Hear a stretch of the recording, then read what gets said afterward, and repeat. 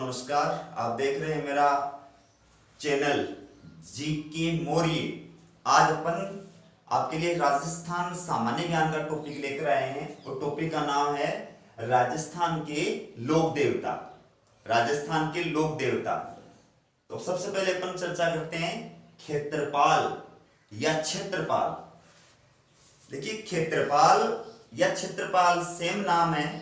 कहीं पर इनको क्षेत्रपाल बोला जाता है, कहीं पर क्षेत्रपाल बोला जाता है। यह एक स्थान विशेष के देवता होते हैं।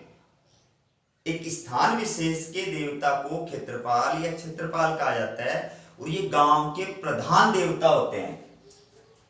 ग्राम प्रधान भी बोल सकते हो आप इनको, ग्राम प्रधान। मतलब गांव के प्रधान देवता, ग्राम प्रधान देवता जो होते हैं वो क्षेत्रपाल या क्षेत्रपाल होते हैं। और पूरे राजस्थान के जो क्षेत्रपाल या क्षेत्रपाल माने जाते हैं या ग्राम, पूरे राजस्थान के जो प्रधान देवता माने जाते हैं वो माने जाते हैं भैरूजी।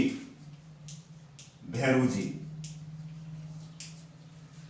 भैरूजी राजस्थान के मेन जो है वो क्षेत्रपाल माने जाते हैं। राजस्थान में क्षेत्रपाल के सबसे ज्यादा जो मंदिर हैं वो डूंगरपुर में हैं। तो भैरूजी सबसे बड़े क्षेत्रपाल हैं। भैरूजी की प्रतिमाएं जो होती हैं वो 3 प्रकार की होती हैं। भैरूजी की प्रतिमाएं 3 प्रकार की होती हैं। एक होती है सात्विक, एक होती है राजसिक, एक होती है तामसिक।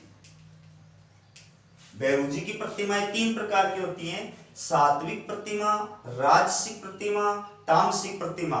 सात्विक जो प्रतिमा होती है इसके 2 या 4 भुजाएं होती हैं। राजसिक जो प्रतिमा होती है इसके 6 भुजाएं होती हैं। और तामसिक जो प्रतिमाएं होती हैं उनके 8 भुजाएं होती हैं। तो राजस्थान में ये कहावत है, राजस्थान में ये कहावत भी है कि भाई आधा का मान है देवी देवता, आधा में क्षेत्रपाल। आधा में तो देवी देवता, आधा में क्षेत्रपाल। यानी इतना इंपॉर्टेंस जो है इस देवता का होता है। लड़का शादी करके और ससुराल से विदा होकर के घर आता है तो जो कांकड़ आवे है, कांकड़ के ऊपर गाड़ी रुके।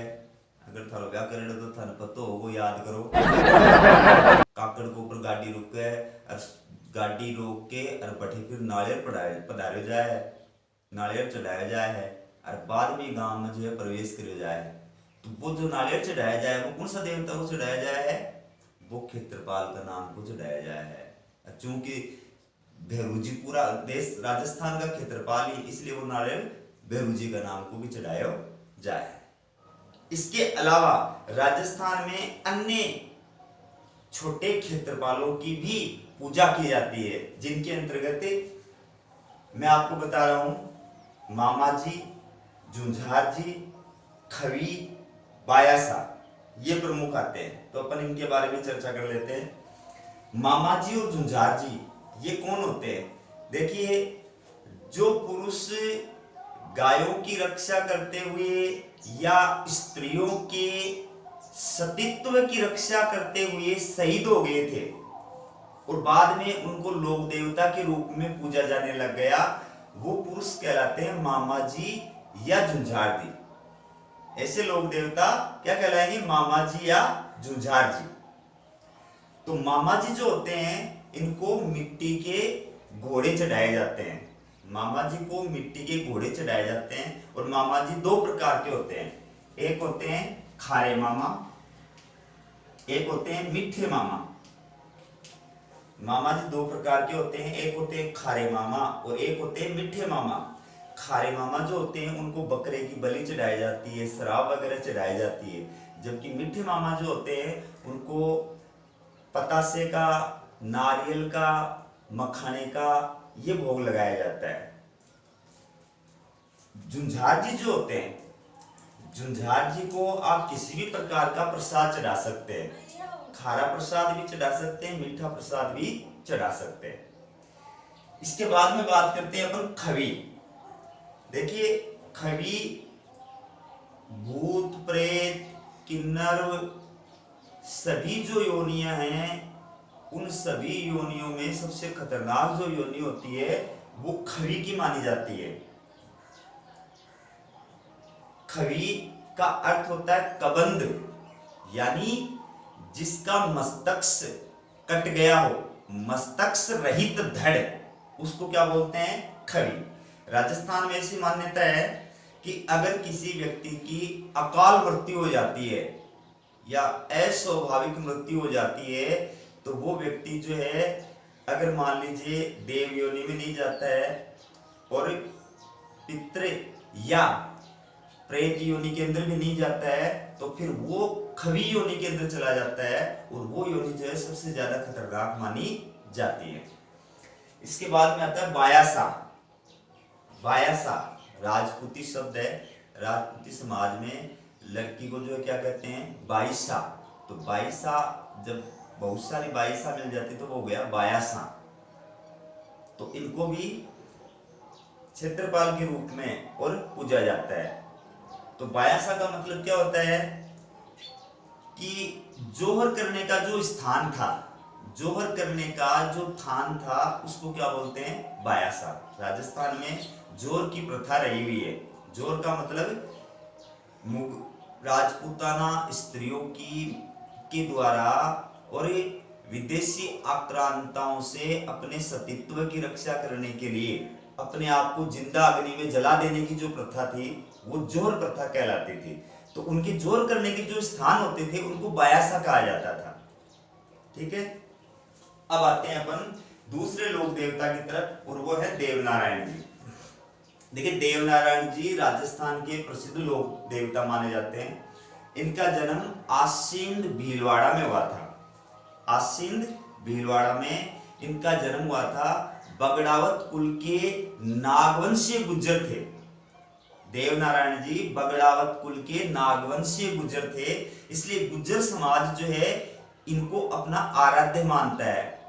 ये गुज्जरों के प्रमुख लोक देवता माने जाते हैं। गुज्जर समाज इनको विष्णु का अवतार मान करके इनकी पूजा करता है, और इनका सबसे बड़ा जो धार्मिक स्थान है, जहां पर देवनारायण जी का सबसे बड़ा मंदिर है, वो है आसींद भीलवाड़ा में, जहां पर हर साल भाद्रपद मास के शुक्ल पक्ष की सप्तमी को मेला बढ़ता है।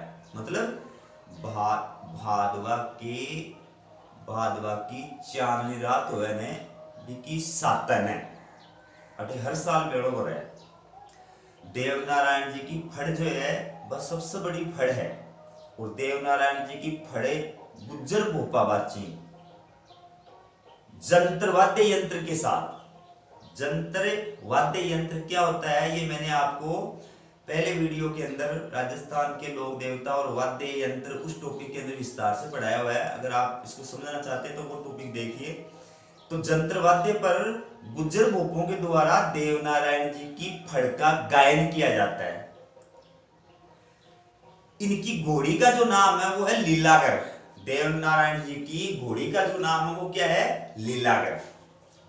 मैं ये भी बता दूं कि देवनारायण जी ही एकमात्र ऐसे लोक देवता हैं जिन पर भारतीय डाक और तार विभाग ने डाक टिकट जारी किया था। जिन पर डाक टिकट जो है वो जारी किया गया है, वो एकमात्र देवता देवनारायण जी है। अगला तीसरा जो लोक देवता है वो है वीर तेजा जी। वीर तेजा जी, देखिए वीर तेजा जी भी राजस्थान के प्रसिद्ध लोक देवता माने जाते हैं। इनका जन्म जो है वो खड़नाल नागौर में हुआ था।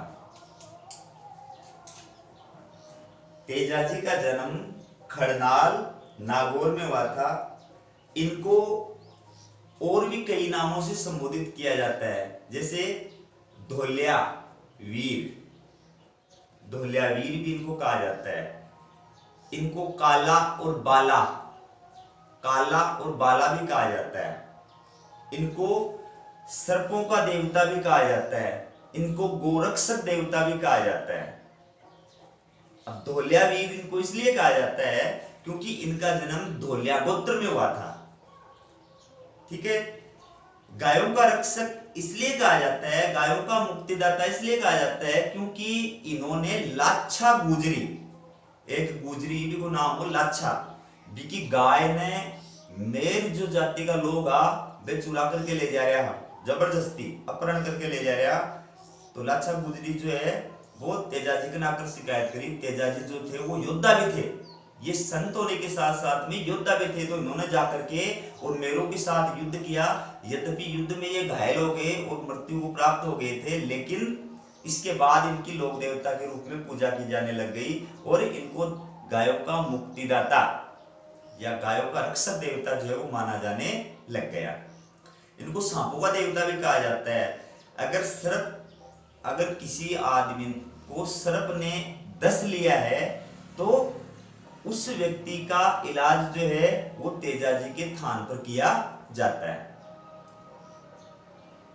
गोगा जी के जो पुजारी होते हैं, भोपे होते हैं, जो सर्प दंश के रोगी का इलाज करते हैं, वो जो व्यक्ति है वो घोड़ला कहलाते हैं। घोड़ला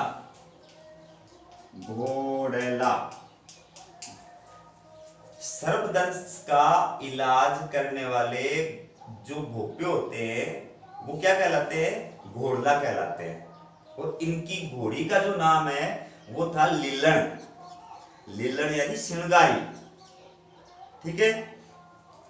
जब राजस्थान के अंदर ये मान्यता है कि जब भी वर्षा के बाद में किसान खेती प्रारंभ करता है तो वो हल जोतने से पहले और तेजाजी का नाम लेता है। ऐसा माना जाता है कि इनका नाम लेकर के और हल प्रारंभ करने से फसल जो है वो अच्छी होती है। ठीक है। अगले लोक देवता की तरफ बढ़ते हैं। डूंगर जी जवाहर जी। डूंगर जी जवाहर जी जो है ये भी एक प्रसिद्ध लोक देवता माने जाते हैं।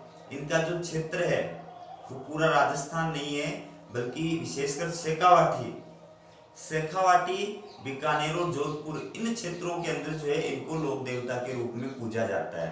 और सिक्कर, शेखावाटी के अंदर सिक्कर जो है वो इनका मेन जन्म स्थान माना जाता है। तो ये दोनों भाई थे, डूंगर जी और जवाहर जी दोनों भाई थे और ये धाड़ी थे। धाड़ी